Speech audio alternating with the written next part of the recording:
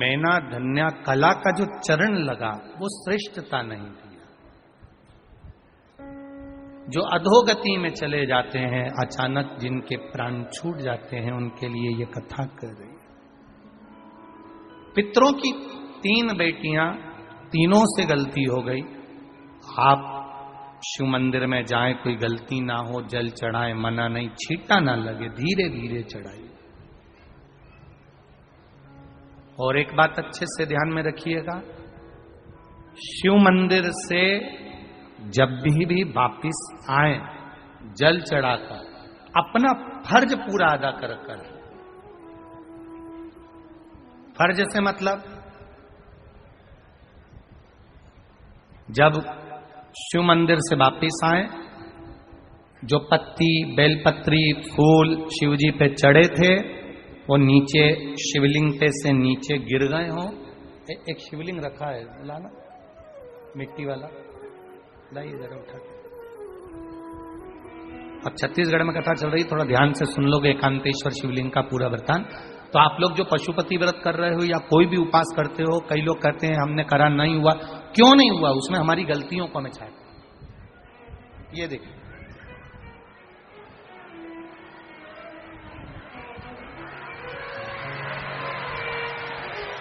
अब जैसे ये शिवलिंग रखा है, आपने जल चढ़ाया, अब जल आप यहां से चढ़ा रहे हो तो धीरे धीरे धीरे धीरे चढ़ाएं, जिससे छींटे बाहर ना, यहां तक छींटे रहे ना, जलाधारी तक चलेगा, बाहर ना गिरे।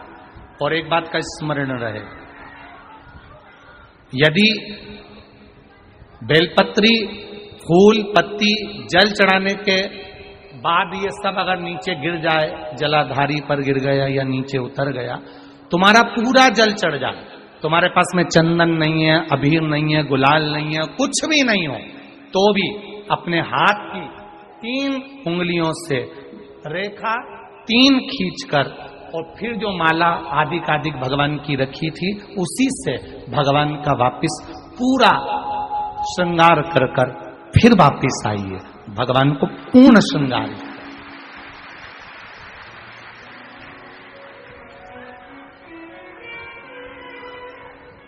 भगवान का पूर्ण श्रृंगार कर आइए। कई लोग जल चढ़ाने के बाद में भगवान का जो फूल पत्ती नीचे रखी रहती है, आप, हम ये नहीं कह रहे कि आप अपने घर से लेकर जाओ, आपके पास में कुछ नहीं, 1 लोटा जल चढ़ाओ, जल चढ़ाया, जो फूल पत्ती नीचे रखी हुई है उसी को उठाकर, उसको रखकर, उसी फूल से भगवान का खूब सुंदर श्रृंगार भगवान का कर फिर आइए।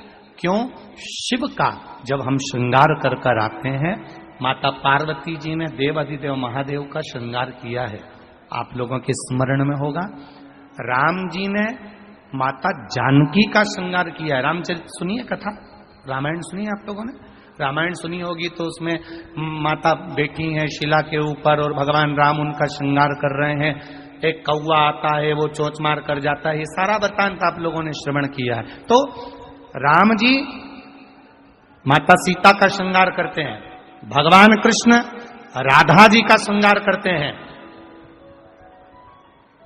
केवल एक देव अधिदेव महादेव की कथा ऐसी है जिसमें पार्वती जी शिव जी का श्रृंगार करती है।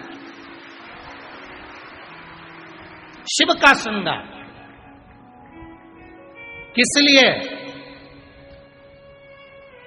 क्यों? कहा जल चढ़ाने के बाद वहीं पर पड़ी हुई पत्ती से, फूल से, जो चढ़े हुए फूल हैं, चढ़ी हुई पत्ती है, चढ़ा हुआ निर्माल्य है, जो भी शिव जी का है, उसी को धोकर वापिस भगवान का श्रृंगार कर आना चाहिए। किस लिए? कि हे भोलेनाथ, जब मैं इस संसार सागर से जाऊं, अखंड सुहाग लेकर पूरी श्रृंगार कर इस धाम से जाऊं। ऐसी कृपा जो पढ़ाओ,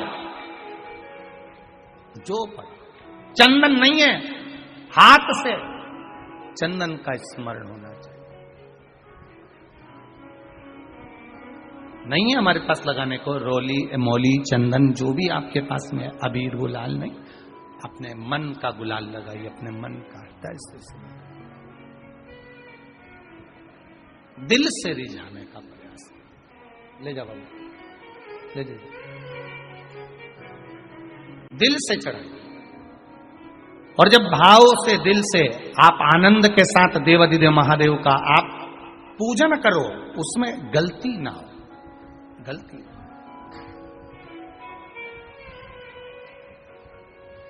देखिए, पितरों की 3 बेटियों को श्राप लग गया।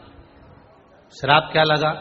तुम्हें पृथ्वी पर जाना पड़ेगा, मृत्यु लोक में जाना पड़ेगा, और तुम्हें मृत्यु लोक में जन्म लेना पड़ेगा।